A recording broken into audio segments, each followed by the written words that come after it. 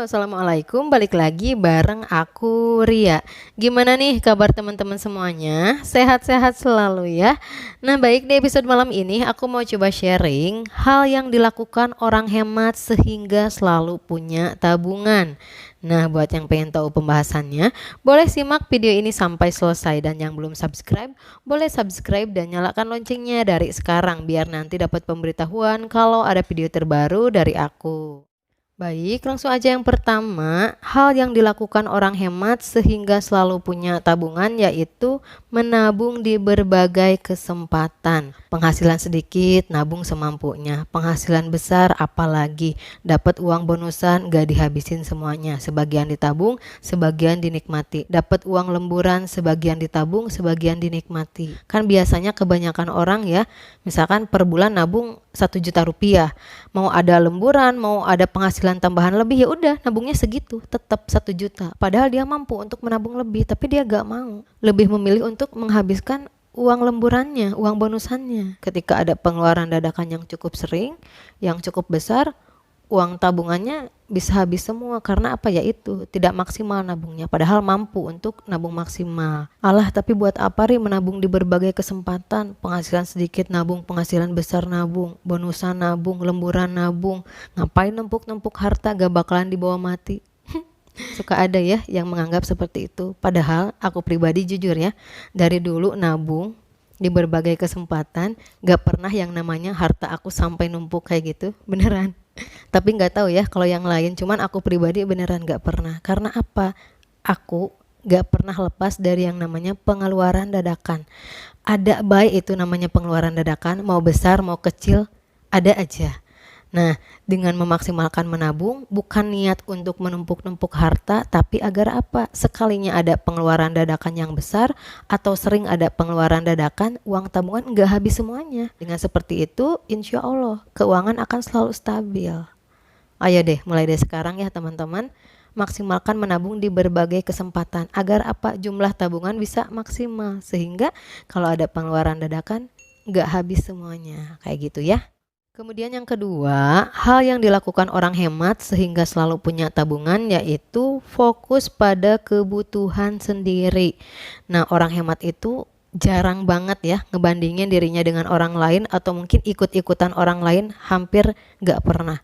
Karena apa? Dia itu pasti akan selalu fokus pada hidup dia, pada kebutuhan dia ya dan keluarganya. Orang lain mau kayak gimana, lagi tren ini, lagi tren itu, gak pernah ikut-ikutan. Karena apa? Dia tidak akan mengeluarkan uang untuk yang bukan menjadi kebutuhan dia. Ya, coba deh kalau sekarang kita ya masih ngikuti tren, masih ngikuti orang lain, pengeluaran pasti akan selalu banyak. Uang itu dikeluarkan untuk yang menjadi kebutuhan kita, ditambah untuk gengsi, ditambah untuk ikut-ikutan orang lain, ditambah untuk tren. Ya pasti bakalan habis ya uang, mau penghasilan berapapun, kalau tidak bisa mengendalikan diri, kalau terus ikut-ikutan orang lain, pasti bakalan habis. Boro-boro bisa nabung, kadang untuk kebutuhan aja kurang. Makanya ayo mulai dari sekarang kita fokus aja keluarkan uang untuk yang menjadi kebutuhan kita. Tutup mata, tutup telinga, jangan ikut-ikutan orang lain, jangan keluarkan uang untuk yang kurang penting. Kebutuhan sekarang udah serba mahal, penghasilan susah banget ditingkatin, ya udah jangan ditambah-tambah lagi dengan pengeluaran yang kurang penting. Pasti pengeluaran kita akan lebih sedikit, kita akan bisa nabung kalau mau berfokus pada kebutuhan diri sendiri dan keluarga ya. Kemudian yang ketiga, hal yang dilakukan orang hemat sehingga selalu punya tabungan yaitu tidak terlalu banyak cicilan. Nah, kenapa orang hemat bisa nabung? Bisa banget ngatur uang-uangnya karena dia tidak terlalu banyak cicilan. Udah mah dia pergunakan uang untuk yang menjadi kebutuhan, terus dia juga kalaupun punya cicilan tidak terlalu banyak ya. Sekalipun ada cicilan pasti tidak melebihi batas kemampuannya. Emang berapa sih idealnya? Ideal kalau punya cicilan itu jangan lebih dari 30% pendapatan. Misalkan nih gaji 5 juta rupiah. Nah 30%-nya itu 1.500.000. Usahakan jangan punya cicilan lebih dari 1.500.000 rupiah. Karena kalau lebih pasti bakal membebani ya. Susah ngatur uang kalau terlalu banyak cicilan. Makanya kalau teman-teman pengen bisa nabung ya, pengen gak pusing lagi ngatur uang untuk kebutuhan, mulai kurangi cicilan yang kurang penting.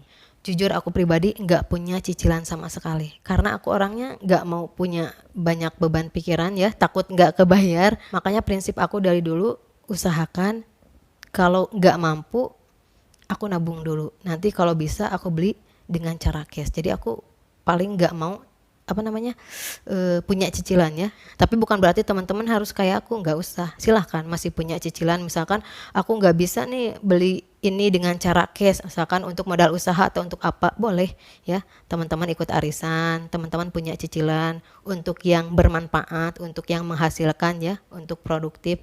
Tapi usahakan dihitung-hitung, jangan melebihi batas kemampuannya teman-teman. Biar apa? Biar gak susah ngatur uangnya ya, biar gak terlalu banyak bayar ini bayar itu. Kemudian yang keempat, hal yang dilakukan orang hemat sehingga selalu punya tabungan, yaitu hiburan dan self reward diakhirkan. Maksudnya gimana sih? Kayak gini loh teman-teman, prioritas atau yang diutamakan sama orang hemat itu pertama kebutuhan ya. Jadi urutannya tuh kebutuhan, kemudian menabung, baru hiburan. Jadi urutannya kayak gitu. Kalau punya uang pasti pakainya pertama untuk kebutuhan dulu. Terus nabung, baru deh kalau ada sisanya dipakai untuk hiburan, untuk memenuhi keinginan, untuk self reward. Nah, aku pribadi dari dulu pasti dibilang aneh sama teman-teman aku. Karena apa? Aku tuh biasanya hiburan, jalan-jalan atau mungkin self reward itu bukan di awal bulan pas gajian, tapi di akhir bulan. Kenapa kayak gitu? Karena aku pastiin dulu nih, di bulan tersebut kebutuhan dan menabung sudah terpenuhi. Kalau ada sisa uang, baru aku pakai untuk hiburan ya, untuk membeli yang menjadi keinginan aku. Makanya mereka pada heran, kenapa sih Ria kalau belanjanya atau hiburannya malah di akhir bulan? Kan di saat orang-orang kehabisan uang, aku malah belanja gitu kan. Ya karena itu aku utamakan dulu untuk kebutuhan, untuk menabung. Kalau misalkan ada uang sisa, baru aku pakai untuk hiburan. Sebenarnya kalau budgeting sih tetap ya, aku di awal bulan untuk kebutuhan, untuk menabung, untuk hiburan. Cuman uang yang untuk hiburan itu aku tahan dulu sampai akhir bulan, karena aku nggak pengen kalau ada pengeluaran dadakan ngambilnya dari tabungan kayak gitu ya. Ngerti nggak maksudnya? Nah jadi bisa pakai uang yang untuk hiburan dulu, nanti kalau ada sisanya ya baru aku pakai untuk hiburan. Tapi kalau nggak ada sisanya nggak apa-apa, kalau aku pribadi nggak apa-apa ya. Mungkin teman-teman mikirnya ih kayak gitu amat ya, nggak menikmati hidup. Ya mungkin karena posisi teman-teman belum terbiasa menabung, gaya hidupnya beda sama aku. Kalau aku pribadi, hiburan dan keinginan itu bukan prioritas utama. Jadi aku baik-baik aja kayak gitu ya, nggak ngerasa kepaksa, karena ya hiburan dan keinginan bukan prioritas aku. Nanti juga teman-teman ngerasain, kalau sudah terbiasa nyaman hidup sederhana, tidak terlalu banyak keinginan, pasti seperti ini tuh akan nyaman. Karena menurut aku pribadi, kebahagiaan itu tidak diukur dari seberapa banyak kita mengeluarkan uang, tapi seberapa banyak kita bersyukur. Kayak gitu ya. Nah, baik, kesimpulan pembahasan di episode malam ini mengenai hal yang dilakukan orang hemat sehingga selalu punya tabungan. Yang pertama, menabung di berbagai kesempatan. Yang kedua, fokus pada kebutuhan sendiri. Yang ketiga, tidak terlalu banyak cicilan. Dan yang keempat, hiburan dan self reward diakhirkan. Baik, mungkin cukup sekian pembahasan di episode malam ini. Sekali lagi aku nggak ada niatan untuk menggurui. Mohon maaf apabila banyak salah kata. Kalau suka dengan video ini, boleh like, komen, dan subscribe. Wassalamualaikum warahmatullahi wabarakatuh. Sampai jumpa di video berikutnya.